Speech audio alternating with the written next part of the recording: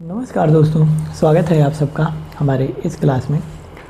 दोस्तों, पिछली क्लास में जो है हमने संस्कृत भाषा के जो हमारी टॉपिक थी वाच्य के बारे में हमने अध्ययन किया था। कर्तृवाच्य, कर्मवाच्य और भाववाच्य के बारे में अध्ययन किया था।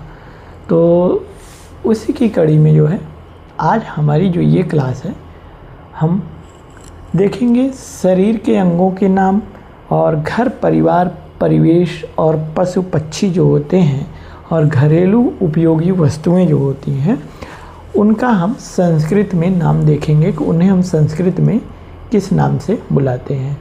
तो दोस्तों, हमारे साथ आप लोग वीडियो के लास्ट तक बने रहिएगा, तो ये चीज़ें आप अच्छे से जान पाएंगे और सीख पाएंगे, क्योंकि एग्ज़ाम में ये भी पूछे जाने वाले प्रश्न यहीं से आते हैं। तो दोस्तों, आइए चलते हैं। अब हम अंग के बारे में देखेंगे, शरीर के अंगों के नाम देखते हैं। तो सर्वप्रथम हम अंग देखते हैं। अंग को जो है, ये जो अंग है इसको जो है हिंदी में अंग कहते हैं और संस्कृत में, यहाँ पे हम देखेंगे, संस्कृत में इसे हम अंगम बोलते हैं। अंगम, तो ये हमारा हो जाएगा अंगम। संस्कृत में हम इसको अंगम बोलते हैं।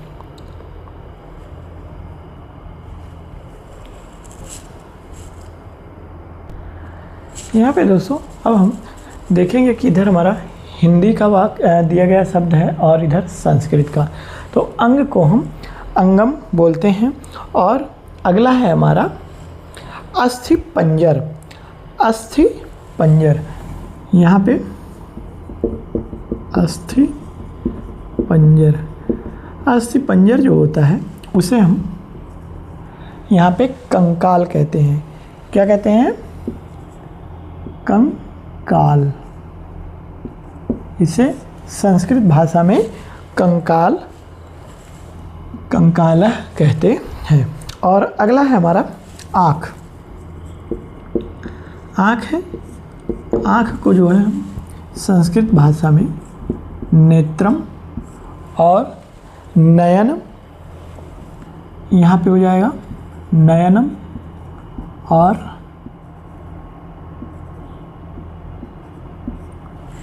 चक्षु। यहाँ पे आँख हो गया, आँख का नेत्रम, नयनम, चक्षु हो गया। और अब हम आगे देखते हैं आंत का। आंत का यहाँ हो गया हमारा अंतरम। आंत को हम संस्कृत में अंतरम कहते हैं। और आगे देखते हैं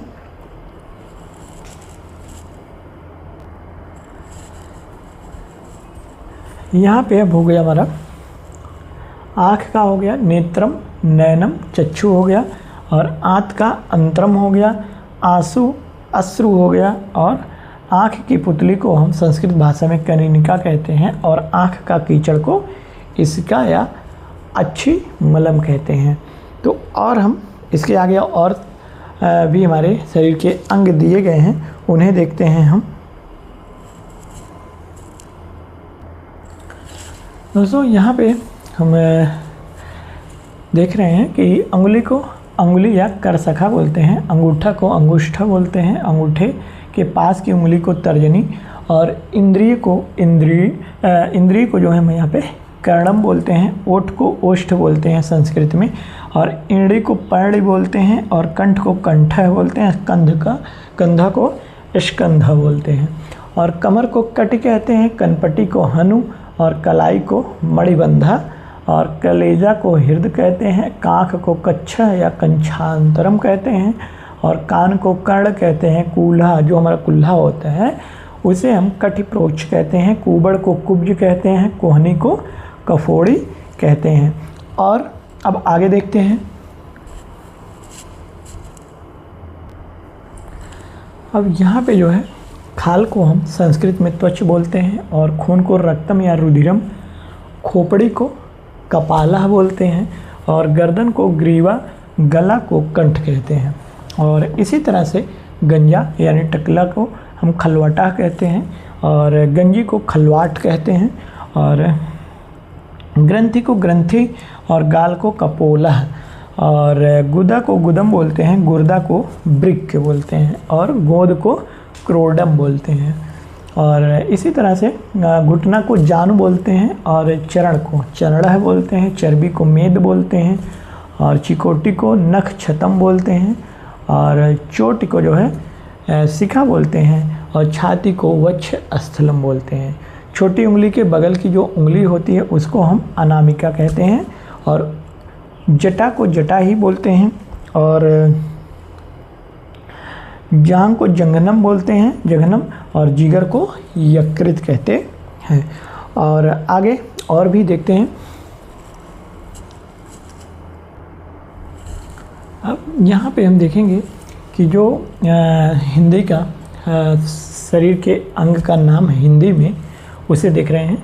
जीभ का संस्कृत में जिह्वा हो जाएगा, और जूड़ा का बेड़ी हो जाएगा। जूड़ा मतलब जो बाल का बना करके बांधा जाता है।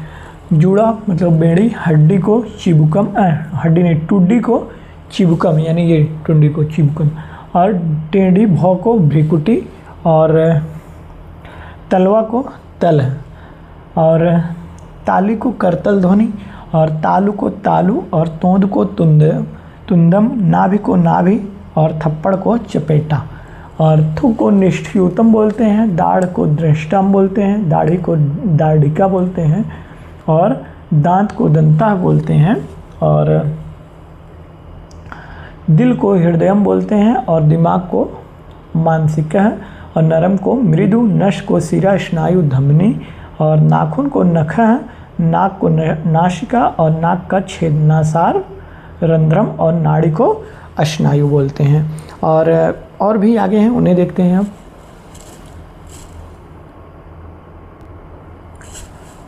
तो यहाँ पे हम देखेंगे जो पजड़ी होती है उसको हम संस्कृत में परशुका कहते हैं, और पंजा को पंचागुलम, और पलक को नेत्रोरोमन, और पसीना को श्वेद या प्रश्वेद है, और पीठ को पृष्ठम, और पेट को उदरम, पैर को पादः या चरण, और टखना को गुल्फा, प्लीहा को गुल्म, और फेफड़ा को फुफ्फुसम, और यहाँ पे वस्ति को मूत्रपुटम बोलते हैं, और बाल को जो है केशा बोलते हैं, बाह को बाहु बोलते हैं।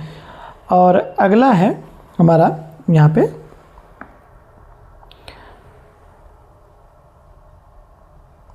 बुद्धि का बुद्धि, और भाव का भ्रू, और भुजा का बाहु, मल का मलम, और मन का मनः या चितम, मशूढ़ा का काकूदम, माथा का ललाटम, और मांग का सीमंता, मुख का मुखम, मुट्ठी का मुष्टिका, और मूंछ का मूछ, रीढ़ का केसेर का। तो ये थे हमारे संस्कृत भाषा के जो है शब्द थे जो हिंदी भाषा से संस्कृत भाषा में बदले गए हैं। तो अब हम आगे चलेंगे। जो हमारे रिश्ते के नाम होते हैं उन्हें देखते हैं कि जो हमारे हिंदी नाम है उनको हम संस्कृत में किस तरह से किस नाम से बोलते हैं।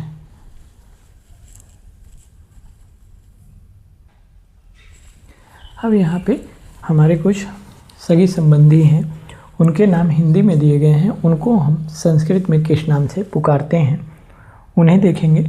जैसे अतिथि को हम अतिथि कहते हैं, और पिता को तात या जनक, अम्मा को अम्ब माता या जननी, और भाई को भ्राता, बड़ा भाई को अग्रज, और छोटे भाई को अनुज कहते हैं। सगे भाई को सहोदर, और सौतेला भाई को बिमात्रिज, और बहन को भगिनी, और पति को पति या वर, और पत्नी को अर्धांगिनी या पत्नी या भार्या, और चाचा को पितृव्य या तातकः, और चाची को पितृव्या, मामा को मातुल, मामी को मातुली, और फूफा को पितृश्व श्रीपति, और साला को श्याला, बहनोई के आवतु, और देवर को देवरा, देवरानी को याता, जेठ को ज्येष्ठ, और ननद को ननांदा बोलते हैं। समधि को संबंधिनी, और दामाद को जमाता, और पतोह को पुत्र वधू, और ससुर को श्वशुर, और बेटा को पुत्र कहते हैं। और देखते हैं कुछ और नाम है रिश्तों के, उन्हें देखते हैं।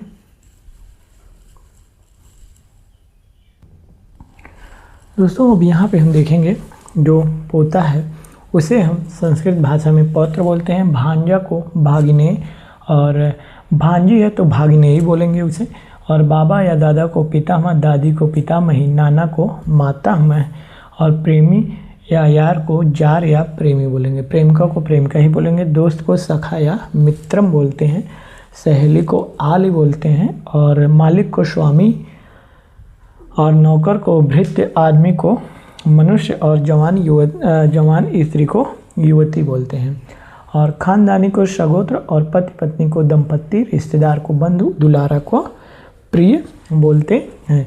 तो दोस्तों ये था बंधु बांधवों के नाम और जो हमारे शरीर के अंगों के नाम आज की क्लास में। तो दोस्तों आज की क्लास हमारी यहीं पे ख़त्म होती है।